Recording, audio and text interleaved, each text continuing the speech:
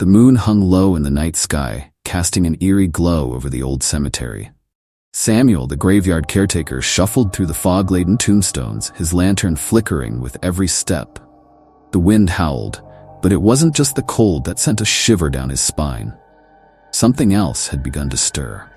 For years, Samuel had tended to these grounds, digging graves and burying the dead, and for years, the silence had been his only companion. Until recently, it started with faint whispers.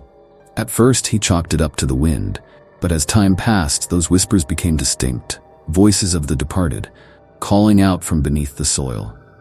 "Samuel, help us," they murmured. The first time he heard it, he dropped his shovel in shock, heart pounding in his chest. The voices were desperate, pleading. He thought he was going mad, but they returned every night, louder, clearer. Tonight was no different. As he neared a fresh grave, the ground beneath him seemed to pulse. He froze, gripping the handle of his shovel. The voice rose from beneath the earth, soft but unmistakable. "Find the truth." He backed away, his breath quickening. His mind raced. What truth? Why were the dead speaking to him? Desperate for answers, Samuel knew he couldn't ignore these voices any longer. He needed to find out why they were reaching out to him. But in doing so, he feared he might uncover something far darker than he ever imagined. The next day, Samuel couldn't shake the feeling of dread that clung to him. He found himself drawn to the cemetery again, just as twilight began to fade.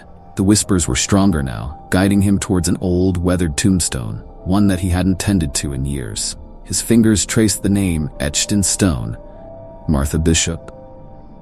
He vaguely remembered the funeral. An elderly woman, no family to speak of. She had died under mysterious circumstances, but no one had questioned it too deeply. As he stood there, the air grew thick, and a cold chill washed over him. A figure materialized before him, transparent, ghostly. It was her Martha, or what was left of her. Her eyes were sunken, her mouth twisted in sorrow. "Samuel, I need your help," she whispered, her voice crackling like dry leaves. Samuel stepped back, his heart racing. What do you want from me?" "My death. It wasn't natural," she croaked. "I was poisoned, but no one ever knew. I need you to find the one who did this." Samuel's hands trembled. Poisoned? He wasn't an investigator, just a simple gravedigger. But the look in her hollow eyes told him she wouldn't rest until the truth was uncovered. "Why me?" he asked, his voice barely above a whisper. "Because you can hear us. You are the only one left who can." Before he could respond, she vanished into the mist, leaving Samuel standing alone in the dark cemetery. He was left with more questions than answers. Who would want to kill an old woman? And how many others were buried here with untold stories, waiting for someone like him to listen? The days that followed were tormenting. Samuel had taken to avoiding the cemetery during the night, but it didn't matter. The voices followed him. At night, they echoed in his small cottage, soft whispers creeping through the walls. He found himself haunted not only by Martha, but by others. Their voices layered, growing louder, more urgent. One evening, unable to bear it any longer, Samuel ventured into town. He sought out old records and local gossip, trying to piece together the mysterious deaths of those buried in his cemetery. It wasn't long before a pattern emerged. Each death was shrouded in mystery, overlooked by the town as mere accidents or natural causes. There was Edward, a young man found at the bottom of a ravine. Then there was Claire, who had supposedly died in her sleep, though her neighbors whispered of strange bruises on her neck. Samuel felt the weight of the revelations bear down on him. These weren't coincidences. Something far more sinister was at play. As he stood in the archives, leafing through old newspapers, a feeling of unease gnawed at him. He was getting closer to the truth, but the truth seemed darker than he'd imagined. The dead didn't just want closure, they wanted justice, and Samuel, for better or worse, had become their vessel. Determined to find the answers, Samuel returned to the cemetery, armed with new knowledge and a growing sense of dread. He had learned that all the victims had one thing in common. They had each crossed paths with a powerful man in town, a wealthy landowner named Jasper Holloway. Jasper had a reputation for being ruthless in his dealings, and it wasn't hard to imagine him resorting to darker methods to eliminate those who stood in his way. But proving it was another matter. Samuel had no evidence, only the whispers of the dead. And yet, as he stood over Martha's grave once more, he knew he couldn't turn back now.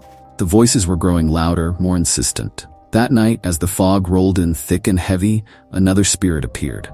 It was Edward, the young man who had been found dead years ago. His face was pale, his body battered.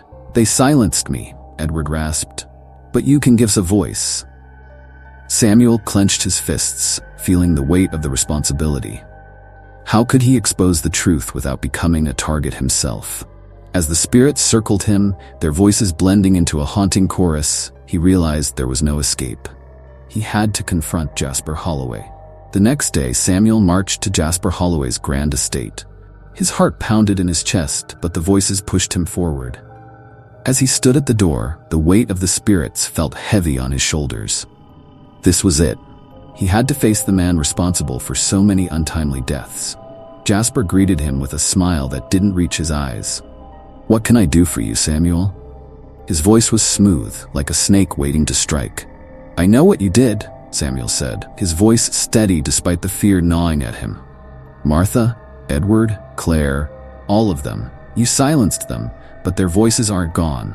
For a moment, Jasper's face remained blank. Then a slow, menacing smile spread across his lips. "You've been hearing them, haven't you? The dead have a way of whispering to those who listen too closely." Samuel's blood ran cold. How did he know? Before he could react, Jasper stepped forward, his voice a low hiss.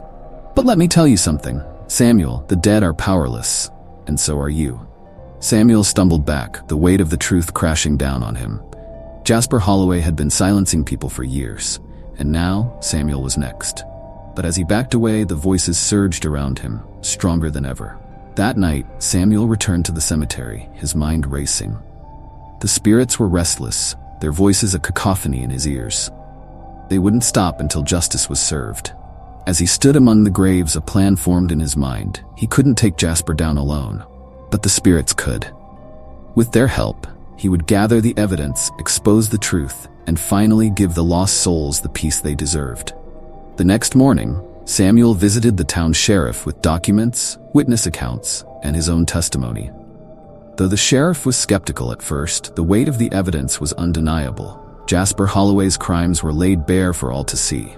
As Jasper was led away in handcuffs, Samuel returned to the cemetery one last time. The voices had grown quieter, more peaceful. He had done it. He had given them justice. But as he stood in the fading light, one last whisper reached his ears. "Thank you. But there are more." Samuel's heart skipped a beat. The cemetery stretched out before him, countless graves waiting in silence. The dead were never truly at rest.